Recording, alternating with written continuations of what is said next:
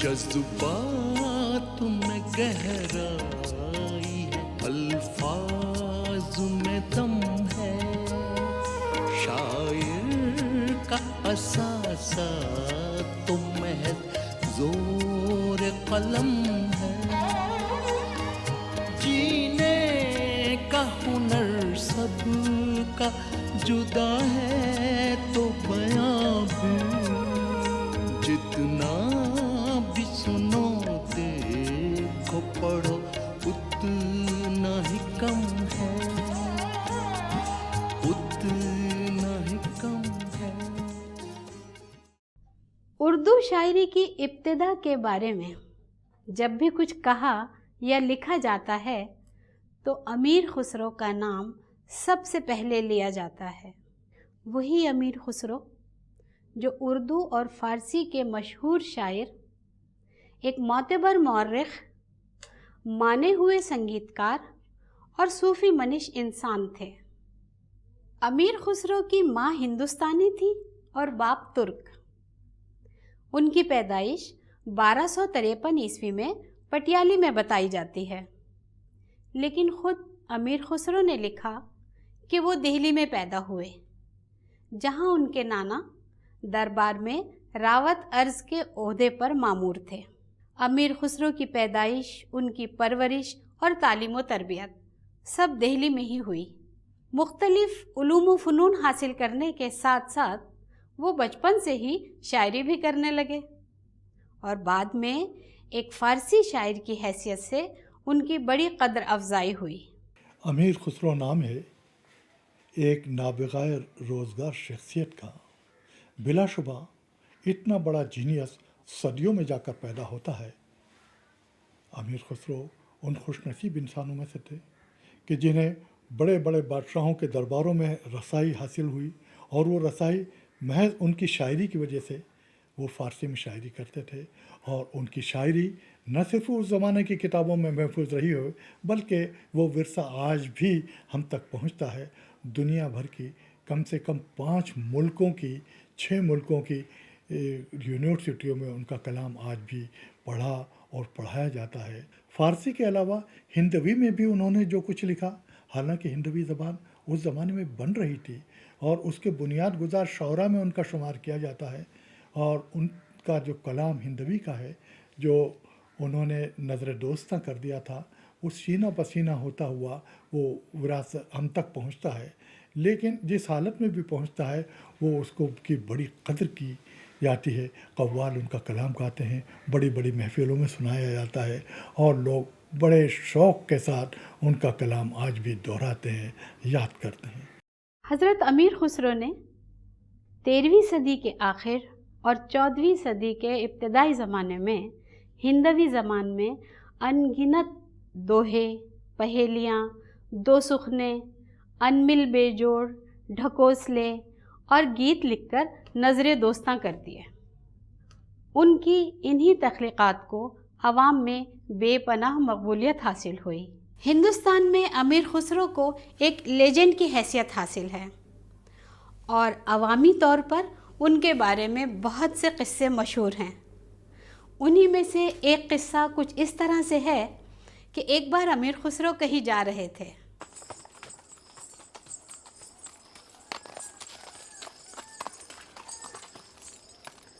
या खुदा,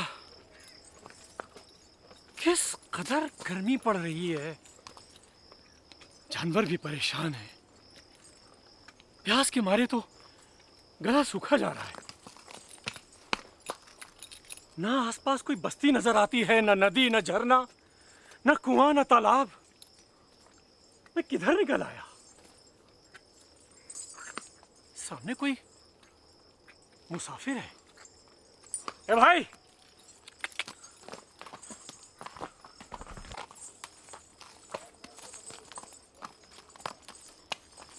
भाई, क्या कहीं आसपास या तुम्हारे पास पानी मिल जाएगा? मुझे बहुत जोरों की प्यास लगी है। प्यास के मारे गला सूखा जा रहा है। पानी तो मेरे पास था, लेकिन अभी अभी मैंने सारा पी लिया है। ओह अफसोस। असल में गर्मी भी तो इतनी बुरी पड़ रही है कि जानवर भी परेशान है। क्या आसपास यहाँ कहीं कोई आबादी, नदी, कुआं, झरना कुछ है जहाँ पानी मिल जाए? आगे से दाहिने तरफ मुड़ जाओ, वहाँ एक गांव है, वहाँ शायद तुम्हें पानी मिल जाए। शुक्रिया भाई। चल।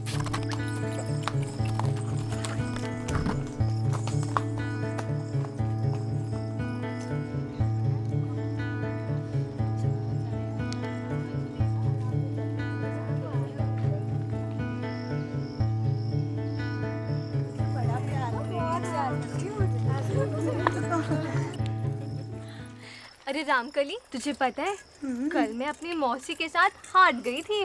क्यों रे? बिछवे जो लेने थे मुझे।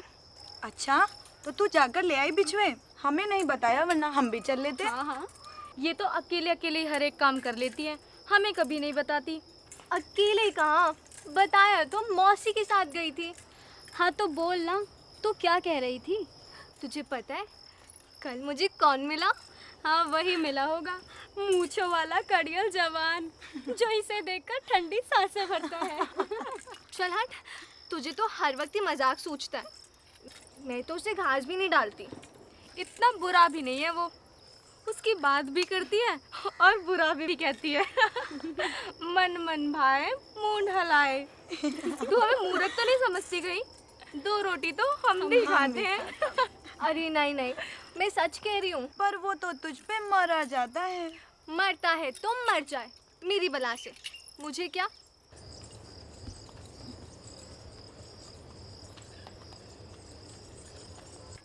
अरे अरे वो देखो, कोई मुसाफिर है, बड़ा थका हारा लगता है बेचारा।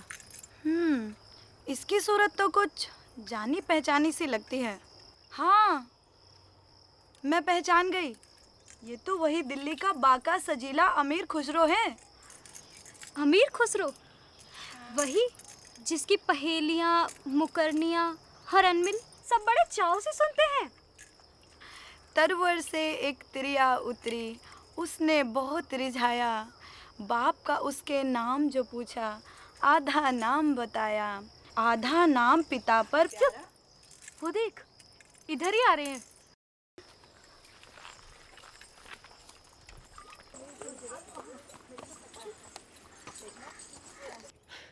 लड़कियों, कुछ पुण्य कमाओ, मुझे बहुत जोरों की प्यास लगी है, थोड़ा पानी पिलाओ। पहले ये बताओ कि तुम हो कौन? अरे इनसे क्या पूछती है, तुझे मैं बताती हूँ। ये शायर हैं, अमीर खुसरो। अरे वही अमीर खुसरो जिनके गीत हमारे गांव के घर घर में गाए जाते हैं, जैसे वो अम्मा बाबा को भेजोरी कि सावन आया री, अम्मा बाबा भेजोरी कि सावन आयो री, बेटी बाबा तो बूढ़ारी कि सावन आयो री। बस करो लड़कियों, बस करो, ये गीत बाद में गा लेना, मुझे पहले पानी पिला दो, बहुत जोरों की प्यास लगी है मुझे। अगर तुम शायर अमीर खुसरो हो तो पहले मैं शायरी सुनाओ, फिर हम पानी पिलाएंगे। खुदा तुम्हारा भला करेगा। देख नहीं रही हो लड़कियों कि प्यास के मारे मेरा गला सूखा जा रहा है, मुझे थोड़ा पानी तो पिला दो पहले। हम तो पहले शायरी सुनेंगे, फिर पिलाएंगे पानी। अच्छा, तो पहले यही सही। मुझे ना चरखे पर एक दोहा सुना दो। चांद पर बैठी बूढ़ी अम्मा जो चरखा काटती है ना, उसी पर। और मुझे ढोल पर एक शेर सुनाओ, वही ढोल जिसके बिना शादी नहीं होती।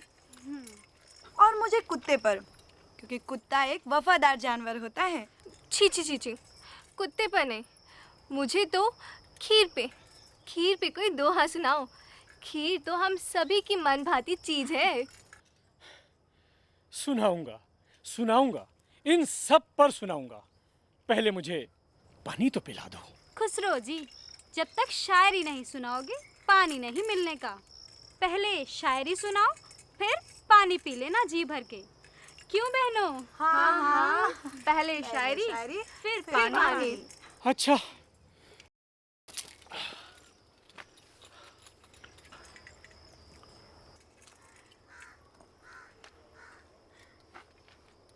खीर पकाई जतन से, खीर पकाई जतन से, चरखा दिया जला। क्या किया? इसकी खीर पकाने के चक्कर में बेचारी का चरखा ही जला दिया। जी, खीर पकाई जतन से, चरखा दिया जला। आया कुत्ता खा गया, आया कुत्ता खा गया। तू बैठी ढोल बजा, ला पानी पिला। अरे खुसरो जी तो बड़े ही चालाक निकले, एक ही शेर में सबकी फरमाइश पूरी कर दी। पर उनको प्यास भी तो लगी है ना, तो चलो इनको पानी पिला देते हैं, उसके बाद सुनेंगे शायरी।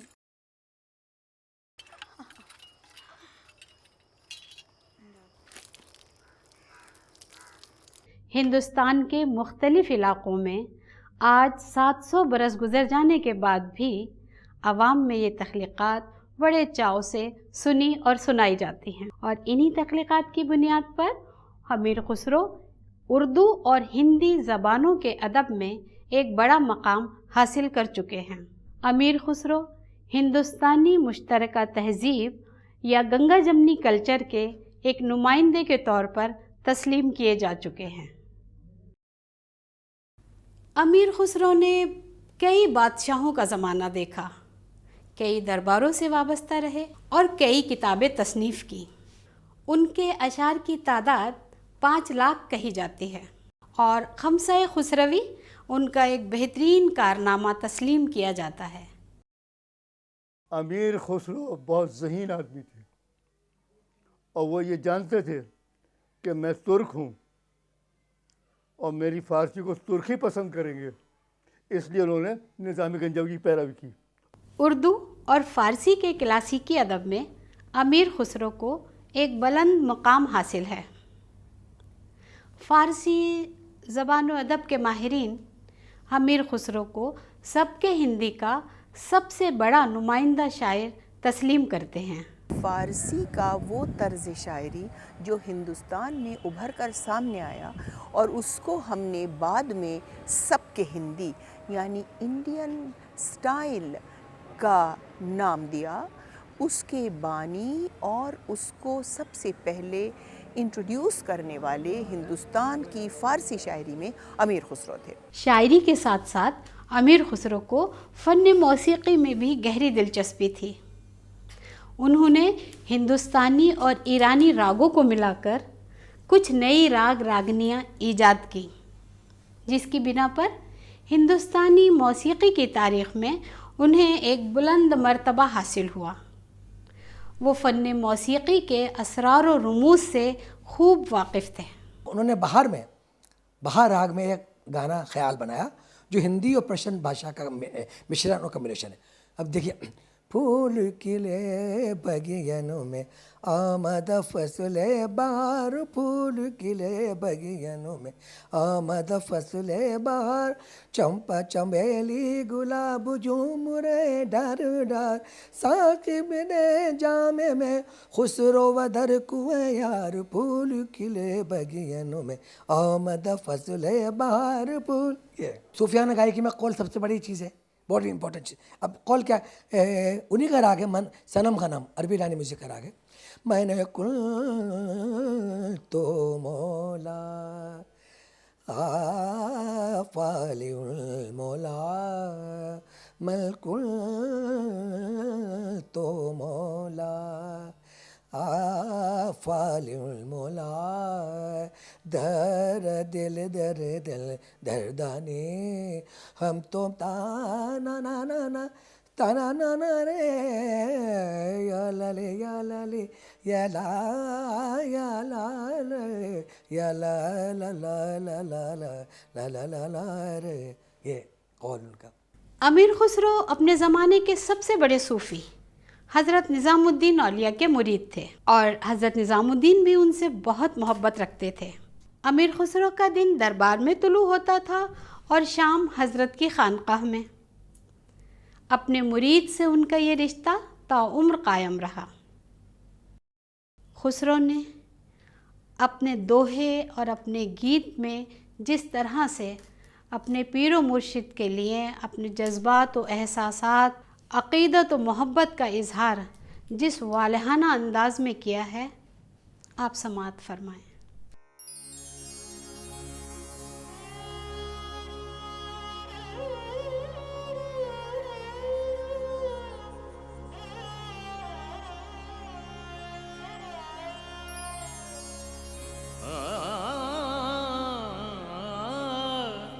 खुसरो रैन सुहाग की, जागी पी के संग। खुसरो रैन सुहाग की, जागी पी के संग। तन मेरो मन पीहू को, दोनों भय एक रंग। तन मेरो मन पीहू को, दोनों भय एक रंग। छाप तिलक सब छीनी रे मोसे नैना मिलई के। छाप तिलक सब छीनी रे मोसे नैना मिलई के। नैना मिलई के, नैना मिलई के, नैना मिलई के, नैना मिलई के, नैना मिलई के, नैना मिलई के, नैना मिलई के, नैना मिलई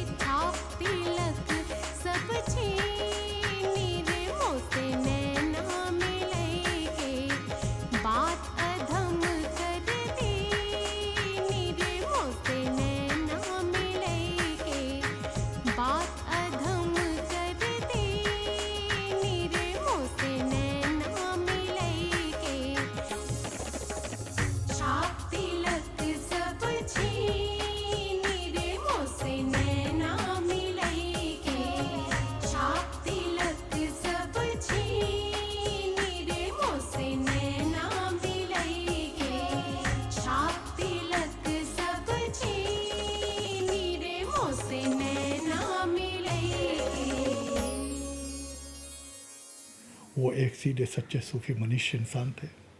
हज़रत निज़ामुद्दीन औलिया के मुरीद थे और इस हैसियत से भी जहाँ जहाँ ज़िक्र किया जाता है अमीर खुसरो का, वहाँ उनके उस्ताद, उनके पीर व मुर्शिद हज़रत निज़ामुद्दीन का ज़िक्र भी किया जाता है। और जब हज़रत निज़ामुद्दीन का ज़िक्र आता है तो अमीर खुसरो का भी ज़िक्र उस तरीक़े से किया जाता है। और 800 साल गुज़र चुके हैं। हम कई शायरों के मज़ारों को आज तलाश करते हैं तो कहीं नहीं मिलते। बड़े बड़े शायर गुज़रे हैं लेकिन उनके कहीं नामो निशान कायम नहीं। कुछ लोगों के जो कब्रें आज मौजूद हैं उन पर भी जो है सन्नाटे के सिवाय कुछ नहीं मिलता, अच्छी हालत में हमें नज़र नहीं आते। लेकिन जब हम अमीर खुसरो के मज़ार पर पहुंचते हैं तो पता चलता है कि वहाँ रोज़ाना ज़ायरीन आते हैं और फातिहा ख़्वानी करते हैं, अमीर खुसरो को याद करते हैं। मैं समझता हूँ कि ये भी एक बहुत बड़ी उनकी खुशनसीबी है।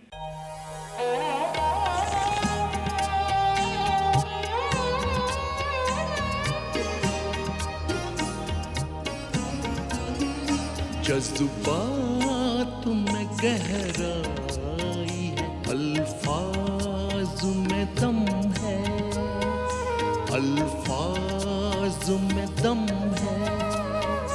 शायर का असासा तो महज जोर कलम है,